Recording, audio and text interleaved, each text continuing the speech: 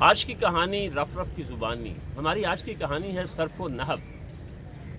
یہ شیخ سعدی سے منسوب ہے ایک آیات میں سے کہ ایک دفعہ ایک صاحب علم شخص ایک ملاح کے ساتھ کشتی میں سفر کر رہا تھا.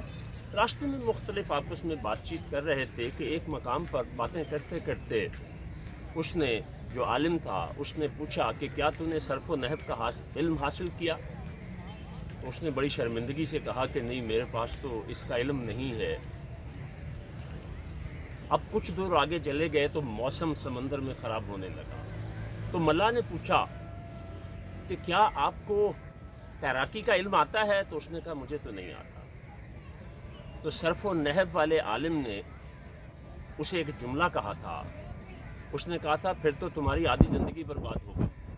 اب جب طوفان آیا اور ملا نے اس سے پوچھا کہ کیا تمہیں تیراکی کا علم ہے؟ اس نے کہا نہیں. تو اس نے کہا میری تو آدھی برباد ہوئی، تمہاری پوری برباد ہو گئی. اس کے کچھ دیر کے بعد طوفان آیا اور وہ ہچکولے کھا کے کشتی ڈوبنے لگی. بہت مشکل سے ملا جو تھا وہ اس کو کھینچ کے باہر لے آیا. اس دن اس عالم نے زندگی میں ایک بہت بڑا سبق حاصل کیا کہ کسی علم کا حاصل ہونا اپنی جگہ پر بڑا اہم ہوتا ہے، لیکن کچھ مہارتیں ہیں، سکلز جس کو کہتے ہیں، وہ ہونا بھی بڑا ضروری ہے. اور دنیا میں کسی بھی قسم کا کوئی بھی علم ہو وہ کبھی بیکار نہیں ہوتا. اس کا بہتر استعمال جو ہے وہ انسان کا کمال ہوتا ہے.